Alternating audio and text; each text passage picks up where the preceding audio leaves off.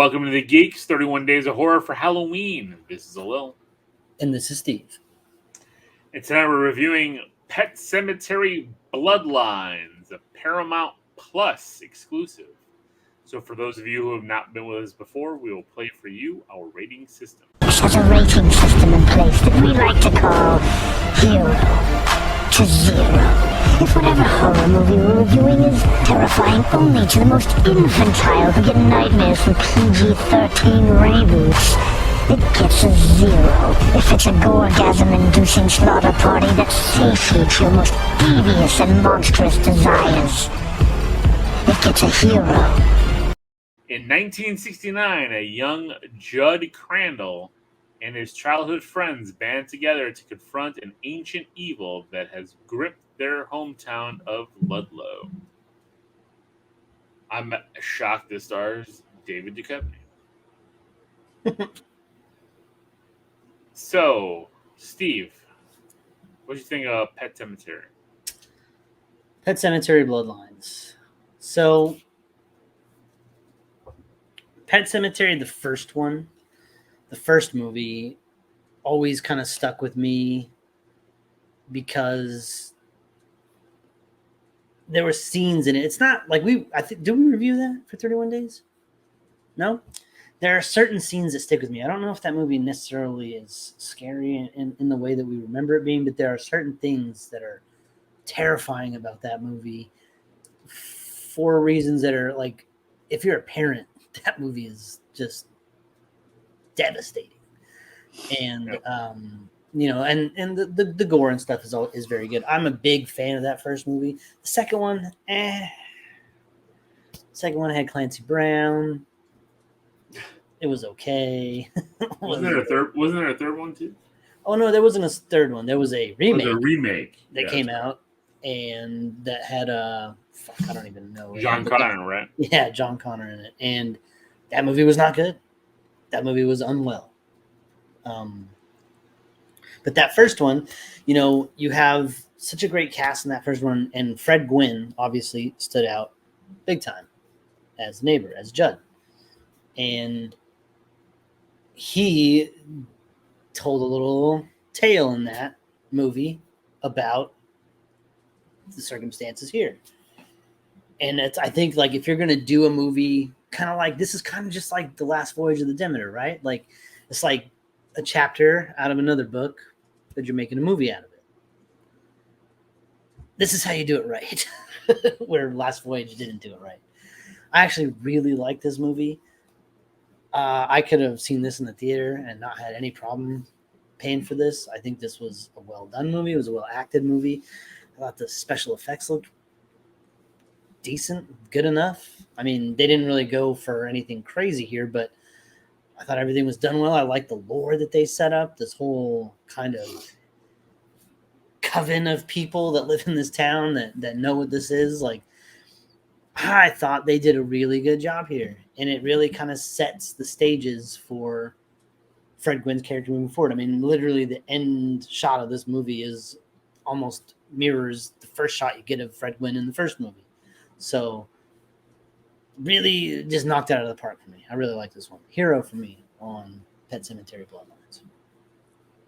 So I didn't care for any of these movies. I did not care for this series. I didn't think it wasn't scary. But I really liked this movie. I was actually surprised by how much I liked this movie. I thought it was acted very well. I thought the scenes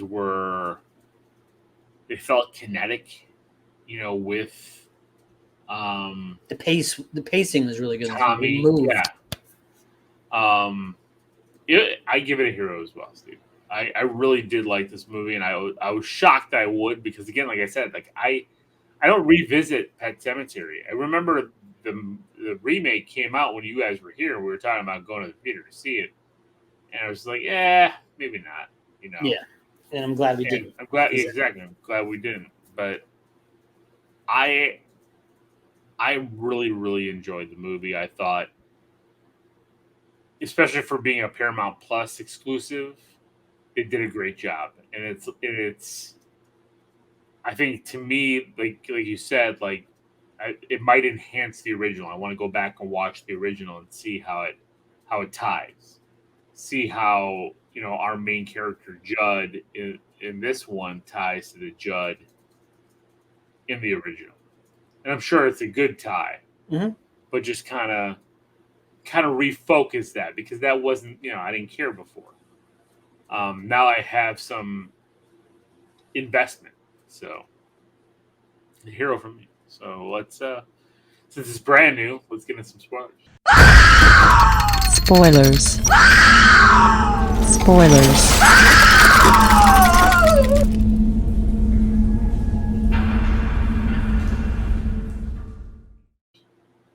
So 3, 2, 1. It opens with David Duchovny burying his son in the pet cemetery. Now, I don't remember exactly how long it's supposed to take. It seems like it goes into effect very quickly. Right away, yeah. But it does for everyone in this. So that's the one thing I was actually shocked by. I thought it took a couple days. It looks like it took a couple minutes. If that.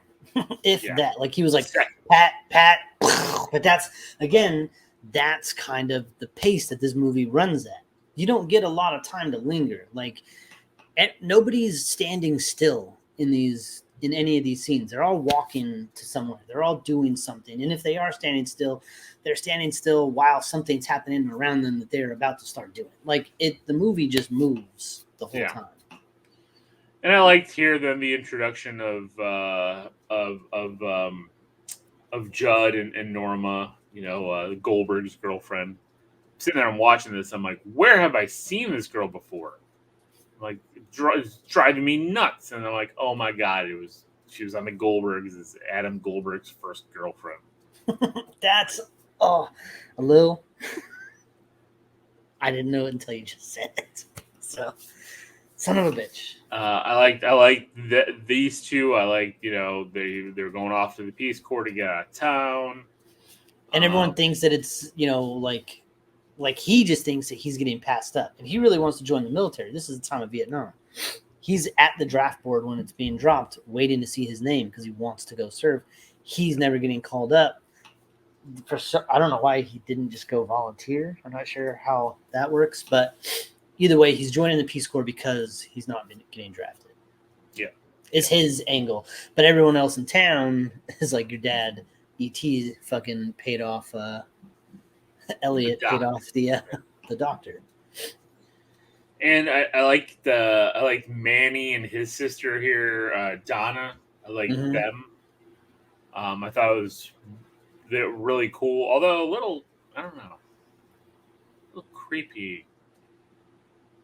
Not creepy, but like just I was getting vibes, and I'm like, I don't know if I'm getting vibes. This is a brother or sister thing. No, I don't think you were getting those vibes. They were just two young people that didn't live with their parents. Yeah, it's just weird. But I liked all the characters. I think that's it. Like I liked all the characters. So was that Samantha Mathis in there? Has Judd's mom? Was that? Samantha Mathis and Elliot? That was. Princess Peach? I did not even... Yeah, from the first fucking original Super Mario Brothers movie. Oh my God.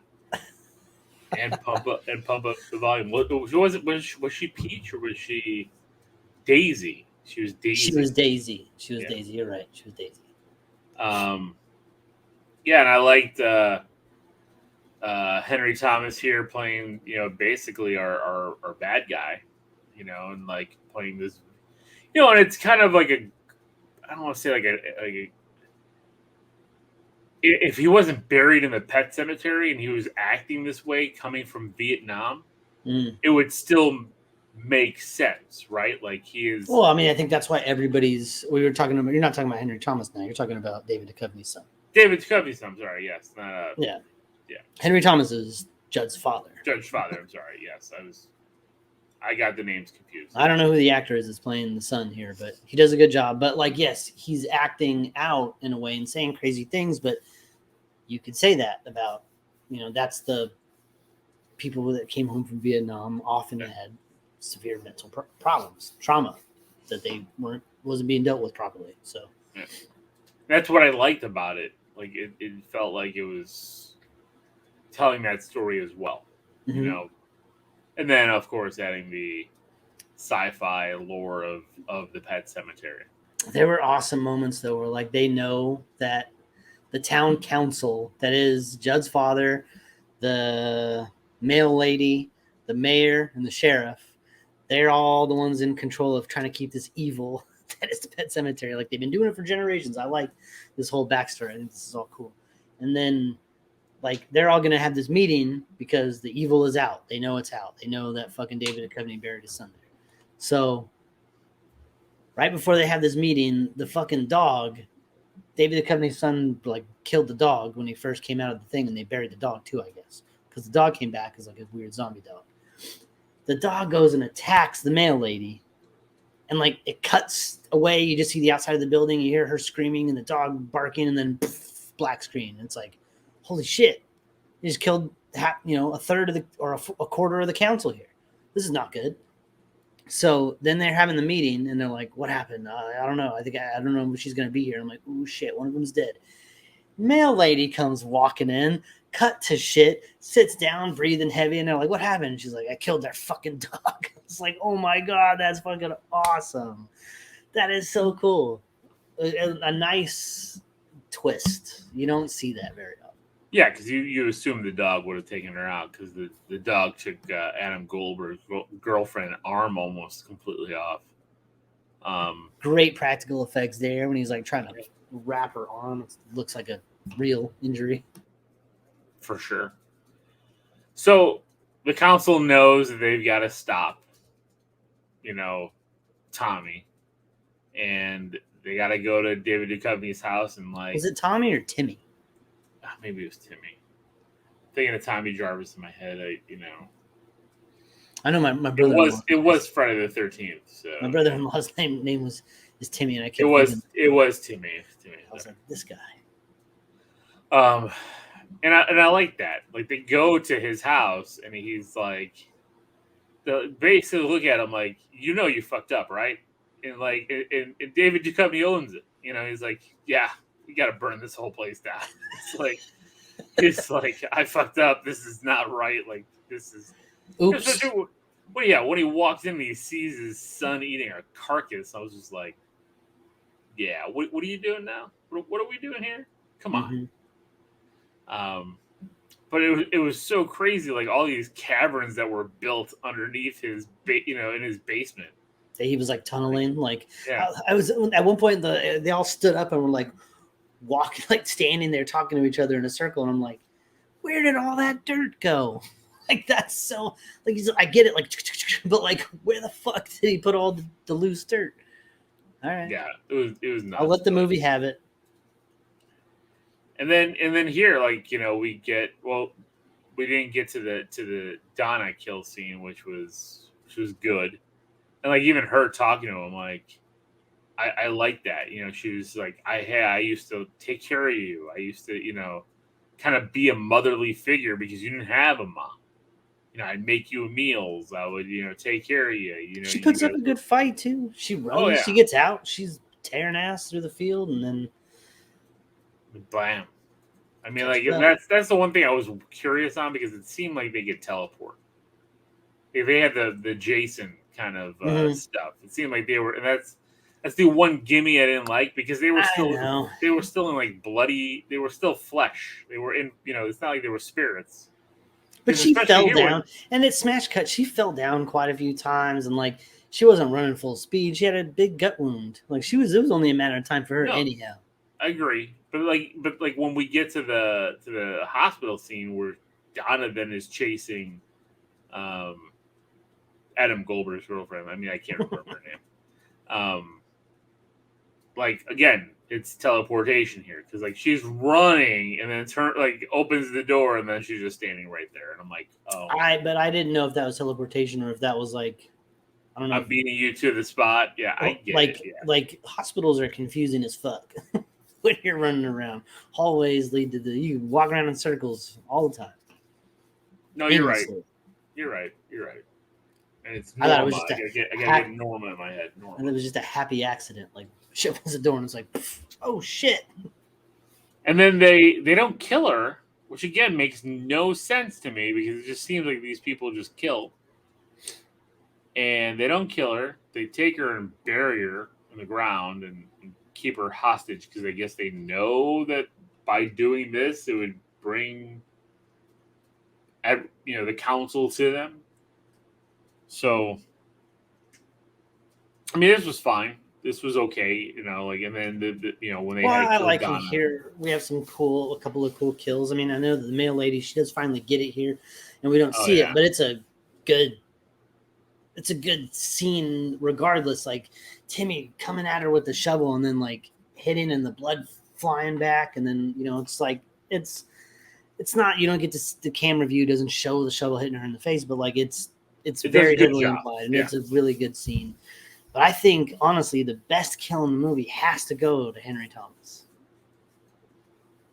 He gets impaled by a shotgun.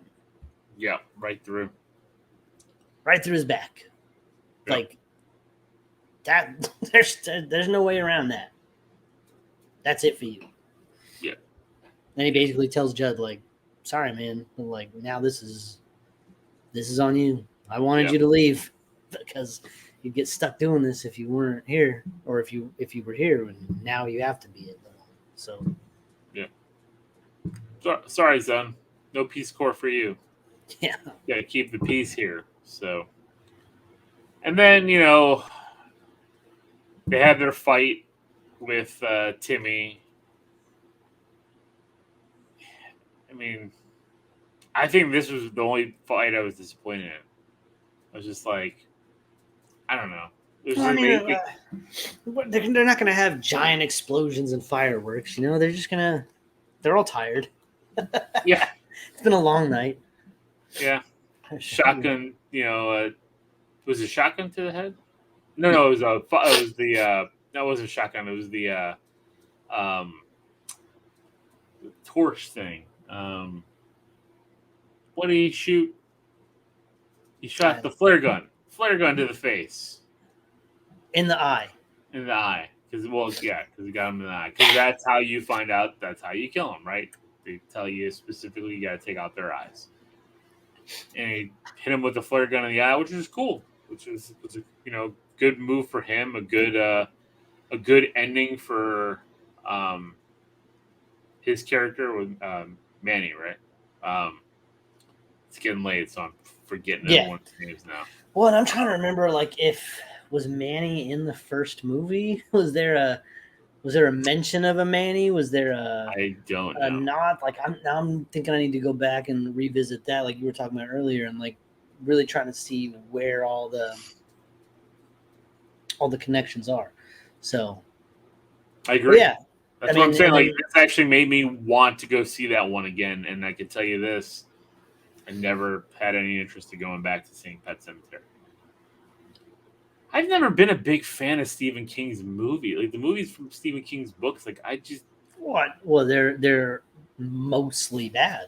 But I know, with I think that even The Shining, for me, I'm not a big fan of The Shining, but like for me, like I like Children of the Corn, the first one, because I have a nostalgia for that. But like, there's movies that are like so bad they're good, right? Like Maximum Overdrive. It's not a good movie. Yeah, Maximum Overdrive is fun, but it's got a Green Goblin truck. I mean, that's the only reason I've watched it. Sleepwalkers. That's not a good movie, but it's kind of so bad that it's kind of awesome. It's so bad that it's kind of bad, though. Like that's the thing. It's a bad movie. It's bad. Like, yeah, the new It Chapter 1 was good. Yeah, but like It Chapter 2, then not so much. Chapter 2 kind of shit the bed. It's like, I don't know. The hype was too big. There's no way to capitalize. Like, you can't recapture that magic on Part 1. Part 1 was like almost a perfect movie. So, I mean, basically at the end here, the dad's dead, and they move in with his mom, and he is now stuck here. Judd's sitting on his porch on his fucking rocking chair with his beer and his cigarettes. Drinking his beer and cigarettes. The Just like beer- his dad was doing, just like he And was just like doing. he was doing when they show up in the first movie. Yep. Sitting So- out on his porch. So There you go. Pet Very Cemetery Bloodlines. I think it was a good movie, especially being if you have Paramount already. Great movie. So, all right. Well, that's it for tonight. This is Lil. and this is Steven. Until tomorrow night, everybody. Keep it creepy.